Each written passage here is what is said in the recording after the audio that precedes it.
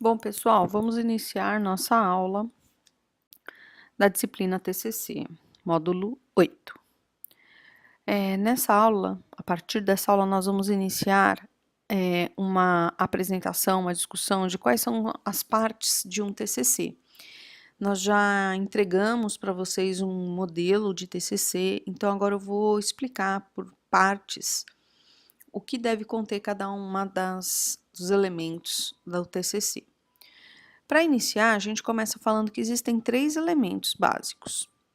Um elemento pré-textual, que são várias partes que identificam o teu trabalho, mas não é o trabalho propriamente dito. Uma parte que é o trabalho propriamente dito, que são os elementos de texto, textuais.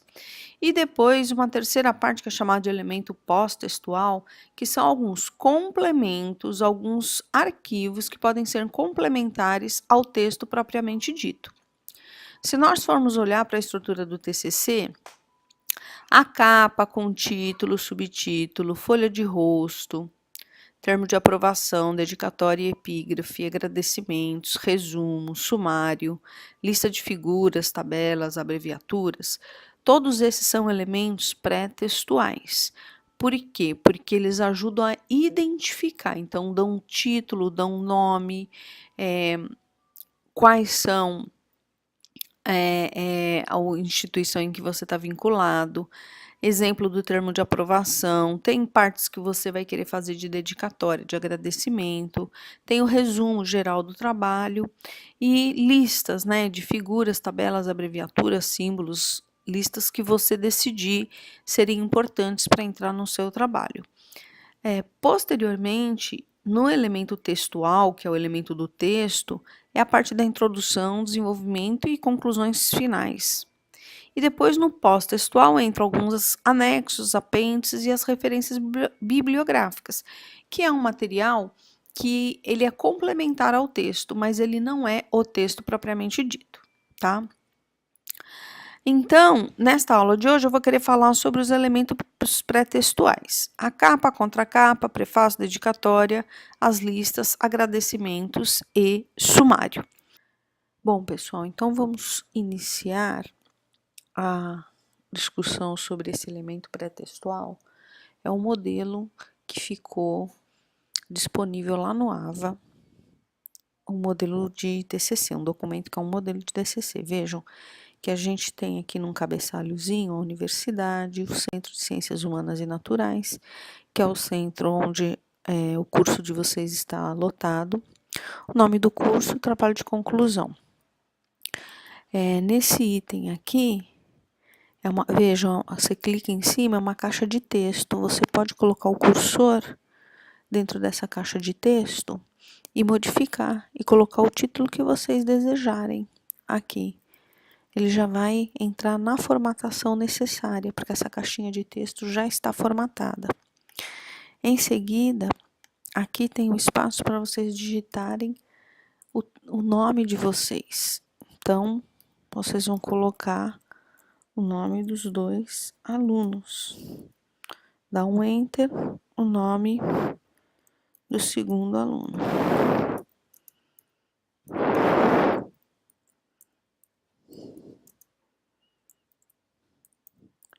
Um exemplo, né? Nome dos 2 alunos. Em cima, logo em seguida, vocês vão nesse ponto aqui, colocar o nome do polo. Então, vamos supor que fosse o polo Cachoeiro. E dar uma corrigidinha aqui que eu digitei errado. Espírito Santo, 2018. Então, vou colocar aqui um nome fictício. Clico em cima. Quando tiver piscando esse cursorzinho, a gente vai deletando esse texto. Fundamentos do... Ele tem que ser em maiúsculo, tá? Fundamentos do ensino em biologia. Vamos supor que fosse esse o título do meu TCC. Então vejam, a gente fez a substituição do título, do nome e completou aqui, a gente já tem a nossa capa. O nome do polo Espírito Santo, ele deve normalmente ficar aqui, ó, na base da folha. Então, se for assim, vai dando um Enter para ele descer e ficar lá embaixo, ok?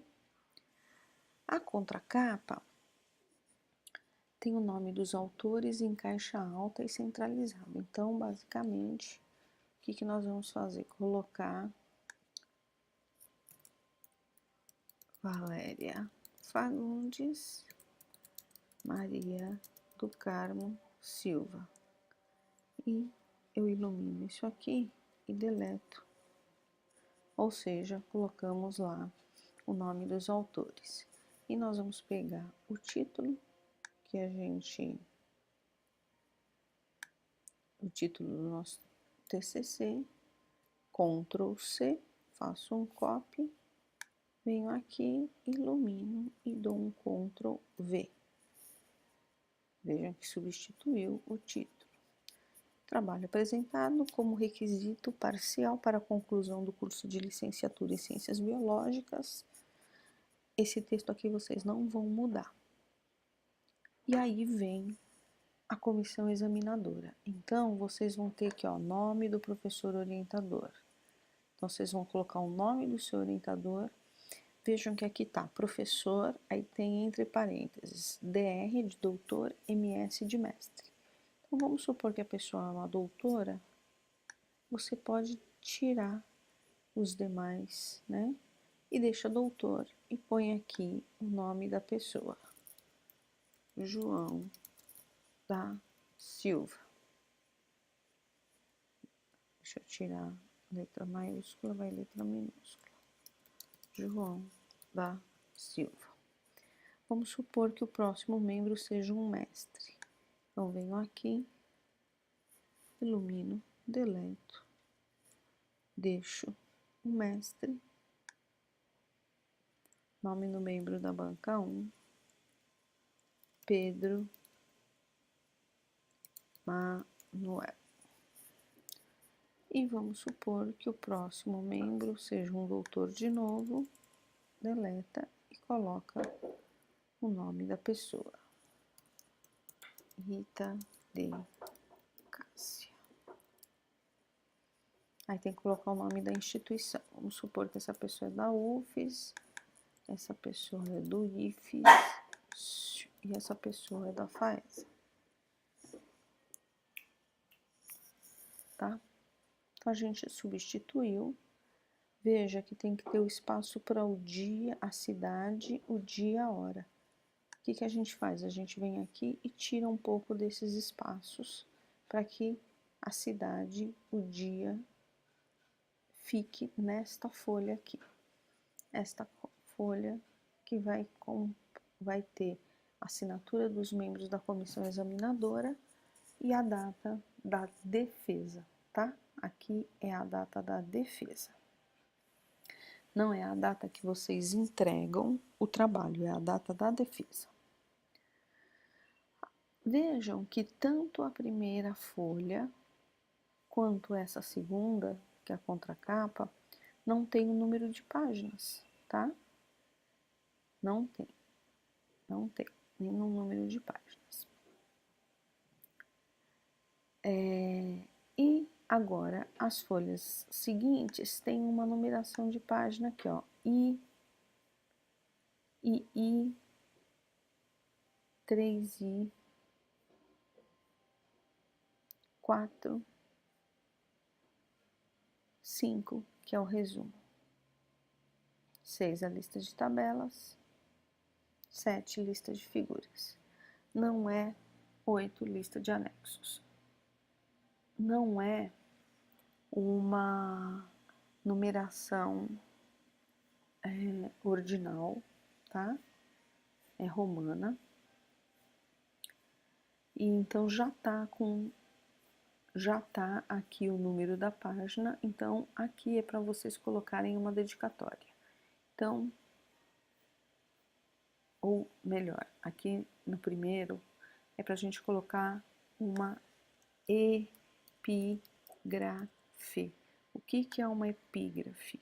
É uma frase importante que te marcou ou que te marca.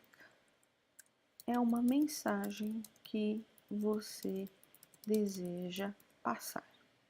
Então você pode, e normalmente essa frase importante, ela vem entre aspas ou em itálico e vem o nome do autor e eventualmente o ano desse autor. Então vocês podem escolher uma frase vinda de um livro e aí vocês têm que dizer quem é o autor, às vezes coloca o nome do livro. Pode ser uma frase de algum filósofo, de algum cantor, um trecho de uma música, um poema. Vocês podem escolher a frase que lhe toca, que lhe marca e que seja uma mensagem que você deseja passar ao leitor, tá? Normalmente a epígrafe, a gente vem aqui no finalzinho e digita o texto da epígrafe no finalzinho, tá ok? A próxima página é da dedicatória. Deixa eu ver se é ela mesma. Isso, dedicatória. Não precisa escrever aqui dedicatória não, tá? Só vem aqui e põe a dedicatória aos meus pais, ao meu esposo, ao meu filho, ao quem vocês desejarem dedicar. Esta folha da dedicatória, assim como a folha da epígrafe, que é uma frase aqui embaixo, normalmente a frase fica aqui no final da folha, a mesma coisa aqui no final da folha. Tá meio em cima? Clica aqui e vai dando Enter que essa mensagem desce, tá ok? Feito isso, próximo item é o item agradecimentos. Nesse item, vocês vão escrever um texto corrido em que vocês começam a agradecer. Então, começa a agradecer. A UFES, por exemplo. A escola X, por ter dado disponibilidade de realizar esse estudo. Você pode, normalmente, o que a gente faz primeiro? Dirige o agradecimento a pessoas ou instituições que contribuíram para a elaboração do trabalho. Então, tem uma ordem hierárquica em que você primeiro agradece a quem contribuiu efetivamente para a realização do trabalho. E depois você entra com agradecimentos mais pessoais. Então, o texto do agradecimento não tem limite de linhas e apresenta a mesma formatação dos elementos textuais, onde o autor pode também expressar sua gratidão a quem colaborou para a realização do trabalho, sendo esta pessoa ou instituição devendo ser mencionada de forma hierárquica. Primeiro orientador, a instituição, quem ajudou na realização do trabalho, entrevistados, se for o caso, e posteriormente familiares e amigos, tá? Eu coloquei aqui um endereço que tem alguns exemplos de tipos de agradecimentos que vocês podem fazer. Mas o agradecimento é um item extremamente particular, não tem limite de páginas, porém eu sugiro que vocês não ultrapassem 3 páginas, tá? 2, 1,5, é um tamanho bom de agradecimento. Mas, se por um acaso a pessoa tiver interesse de fazer um agradecimento bem maior, não tem problema também, tá? As páginas vão entrando. Aqui é uma descrição do que é epígrafe. Que aqui tem um exemplo, né? O temor do Senhor é o princípio da sabedoria, o conhecimento do santo é prudência. Então, um exemplo aqui de uma epígrafe. Em seguida, vai entrar o resumo do trabalho. Antes do resumo, vocês vão colocar a citação do trabalho de vocês. Então, é o sobrenome do primeiro autor, mais o sobrenome do segundo. essa ordem vocês vão decidir entre vocês, se vocês vão seguir uma ordem alfabética, aí vai ficar a critério de vocês. Aí entra em negrito o título do trabalho, vocês vão substituir essa parte aqui pelo título do trabalho. Então, vocês vão substituir essa parte aqui, vocês vão colocar o nome de vocês, e nessa parte aqui vocês vão botar o título do trabalho. O resto vocês não vão mexer. Trabalho de conclusão de curso, curso de licenciatura em Ciências Biológicas, CCHN, UFES 2018, ok? Então, vocês vão mexer mais no nome e no título. Aí, resumo. Aí, vocês têm que fazer um resumo do trabalho como um todo. Esse texto aqui, ele não só está formatado do jeito de um resumo, vocês vejam que não tem parágrafo, é corrido, né? Começa aqui sem parágrafo e vai até o final sem nenhum parágrafo, só com ponto, né? Usa a pontuação corretamente. E aqui tem uma explicação do que tem que constar no resumo. Então, vocês leiam esse texto aqui para vocês verem, terem uma orientação de como construir o resumo do trabalho de vocês. E normalmente vocês têm que escolher palavras-chave, que são palavras que representam ou expressam o conteúdo ou o tema do trabalho. Elas são separadas entre ponto e vírgula. Então, é de 3 a 5 palavras. Então, não precisa colocar aqui em palavra-chave alguma palavra que faz parte do título, porque o título já está mostrando que essa palavra é importante. Então, vocês escolham de 3 a 5 palavras que não sejam nenhuma palavra que esteja no título, tá? Sejam palavras diferentes. Se vocês tiverem muitas tabelas, vocês podem listar aqui, colocar a legenda da tabela e colocar o número de páginas em que aquela tabela aparece. Vejam, vocês estão vendo que aqui tem um xizinho? Se eu clicar aqui, olha, ilumina tudo isso, porque na verdade isso aqui é uma tabela. Clica aqui, manda aparecer todas as bordas. Vejam, tá vendo? É uma tabela, que na verdade a gente mandou tirar as bordas para ela parecer que é um texto corrido. O bom desse jeito é que fica começando tudo na mesma linha, os números também estão na mesma linha. Mas para a gente editar esse documento, é mais fácil vocês trabalharem com as linhas para te orientar a escrever. Então, a sua tabela 1 tem uma legenda. Você vem aqui e substitui e digita o teu texto aqui. Depois que você digitar o texto de todas as suas tabelas, você vem e vai colocar o número em que essa tabela aparece. Vamos supor que a tabela 1 esteja lá no material e métodos, é a página 25. Você vai colocar aqui, 25. É a primeira página em que a tabela aparece. Mas normalmente para a gente atualizar a página onde aquele item aparece, você só consegue fazer isso depois que todo o seu texto está terminado e pronto. Porque conforme você vai escrevendo, os itens vão mudando de lugar, tá? Deixa para preencher o número de páginas no final. Vejam que tem um monte de linha, porque aqui está exemplificando 10 tabelas, mas você pode ter 15 tabelas. Então, você vai digitando, seguindo o mesmo modelo. Tabela 11, põe um tracinho, põe o título, depois isso aqui são pontos, até preencher o espaço e o número da página. Tá ok? Esse jeito de trabalhar, vocês vão fazer na tabela de figuras também, na lista de figuras. Ó, manda entrar todas as bordas dessa tabela para te ajudar a formatar esse documento melhor. Se precisar de mais linha, é só vir aqui no final, coloca o cursor aqui, ó, tá vendo? Eu dou um Enter, aparece uma linha. Venho aqui no final, dou um Enter, aparece uma linha. Não precisou, você ilumina todas as linhas. Aí tá no Edit. Cut. Tirou. Tá? lista de figuras, lista de anexos. Se você tiver vários anexos, você pode colocar.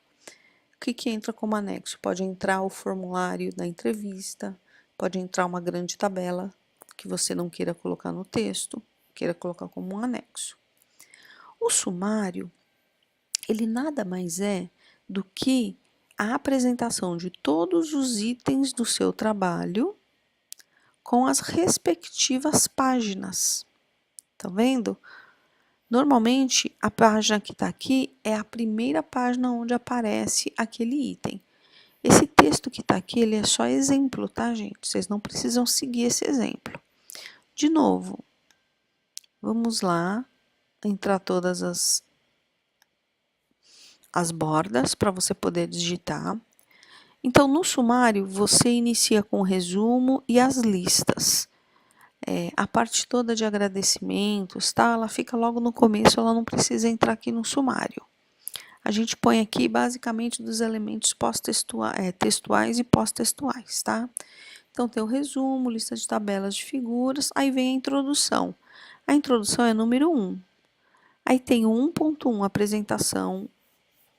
Aqui no caso tinha que ser 1.2. O problema, 1.3, a justificativa, 1.4, o objetivo, objetivos gerais 1.4.1 e objetivos específicos 1.4.2. Hipótese 1.5. Eu escolhi que a minha apresentação tivesse esses subtítulos. Pode ser que você escolha de não ter nenhum subtítulo e você simplesmente deleta e fica só com a introdução. Página 1. Fica ao seu critério, se você vai deixar aparecer os subtítulos, e aí você faz aqui uma itemização desses subtítulos, ou você fica só com o número principal, número 1, 2, 3, 4. Tá ok? E o sumário ele vai sendo colocado linhas e tirado linhas, de acordo com o seu critério, você que vai definir como que você vai fazer isso aqui. E não esquecer que enquanto você está digitando, você manda entrar as linhas, mas para te ajudar.